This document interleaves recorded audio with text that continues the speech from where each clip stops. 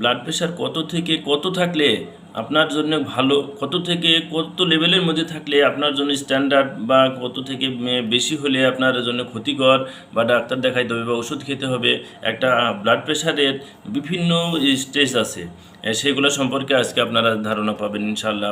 ভিডিওটা শুরু থেকে শেষ পর্যন্ত দেখুন, তাহলে আজকে ব্লাড প্রেশারের অনেকটা অবস্থান বা লেভেল সম্পর্কে জানতে পারবেন, যে ব্লাড প্রেশারের কত লেভেলে থাকলে বা সিস্টোলিক ডায়াস্টোলিক কত লেভেলে থাকলে আপনার জন্য ভালো, কতটুকু থাকলে ক্ষতিকর, এগুলো জানতে পারবেন। প্রথম অবস্থায় আমি যদি প্রথম থেকে শুরু করি, আগে লো প্রেশার বলি। লো প্রেশার বলতে বোঝানো হয় নর্মালিভাবে আপনার সিস্টোলিকটা 90 যদি থাকে আর ডায়াস্টোলিকটা যদি 60 থাকে, তার নিচে, অর্থাৎ 90-এর নিচে বা 90 থেকে 90-এর নিচে, আর ডায়াস্টোলিকটা 60 বা 60-এর নিচে হলে আপনাকে এটাকে লো প্রেশার বলতে হবে। আর লো প্রেশার, আর যদি নর্মাল ব্লাড প্রেশার, সেটাকে বলা হয়, এর আগেও বলেছি, 120/80, অর্থাৎ সিস্টোলিকটা 120 আর ডায়াস্টোলিকটা 80 হলে এটাকে নর্মাল, এটা স্বাভাবিক, এটা সুস্থ শরীরে থাকার কথা, এটা স্ট্যান্ডার্ড ভালো, আপনার জন্যও ভালো। আর লো প্রেশার যেটা বললাম 90 যদি 60-এর নিচে থাকে, 90/60 বা 90-এর নিচে অথবা 60-এর নিচে যদি হয়, তাহলে আপনাকে লো প্রেশার, অর্থাৎ শারীরিক দুর্বলতা বা বিভিন্ন আরও এই কারণে লো প্রেশার হচ্ছে, এটা চিকিৎসা করতে হবে। আর 120/80 হলে এটা স্বাভাবিক, এটা আপনি সুস্থ আছেন, সবল আছেন, আপনার কোনো সমস্যা নাই, এটা বুঝতে হবে। আর এই হাইপারটেনশনের স্টেজ আছে, অর্থাৎ উচ্চ রক্তচাপের স্টেজ আছে, স্টেজ 1, স্টেজ 2, আর হাইপারটেনসিভ ক্রাইসিস, এগুলো হাইপারটেনশনের পিরিয়ড আর কি, বা অবস্থা, যে কোন অবস্থানে থাকলে বা কোন লেভেল থাকলে সেটা আপনি চিকিৎসা নেবেন না হসপিটালে যাবেন, এটা বোঝানো হবে।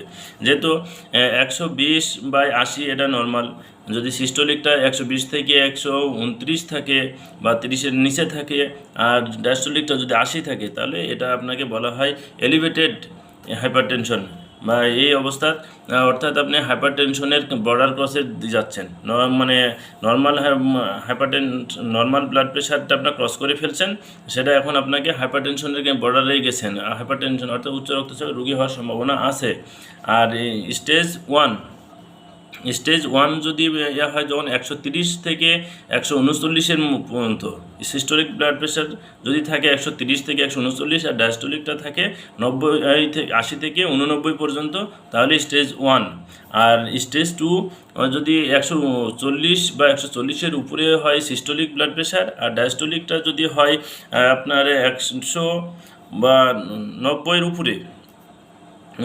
উপরে যদি হয়, তাহলে আপনাকে বলা হয় এটা স্টেজ 2-এর অবস্থানে। এগুলো আসলে ওষুধ খেতে হবে, বা ওষুধের মাধ্যমে এটা নিয়ন্ত্রণ করা সম্ভব। আর যদি আপনার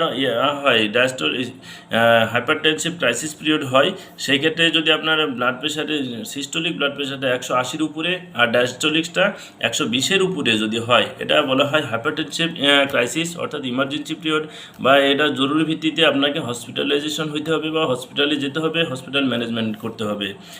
ধন্যবাদ। আজকে আপনার হাইপারটেনশন সম্পর্কে বা ব্লাড প্রেশারের বিভিন্ন স্তর সম্পর্কে জানতে পারলেন। Low pressure, standard blood pressure বা নর্মাল ব্লাড প্রেশার, আর হাইপারটেনশনের যে স্টেজ আছে, কত থেকে কত লেভেলে থাকলে স্টেজ 1, স্টেজ 2, এবার হাইপারটেনসিভ এবং এলিভেটেড ব্লাড প্রেশার, এগুলো সম্পর্কে ধারণা পেলেন। ধন্যবাদ, ভালো থাকবেন। আমার ভিডিওটা দেখে যদি ভালো লেগে থাকে, লাইক, কমেন্ট, শেয়ার করবেন এবং অন্যদের দেখার সুযোগ করে দিবেন। যারা ইউটিউব থেকে দেখতেছেন, তারা আমার চ্যানেলটি সাবস্ক্রাইব করবেন। আসসালামু আলাইকুম ওয়া রাহমাতুল্লাহ।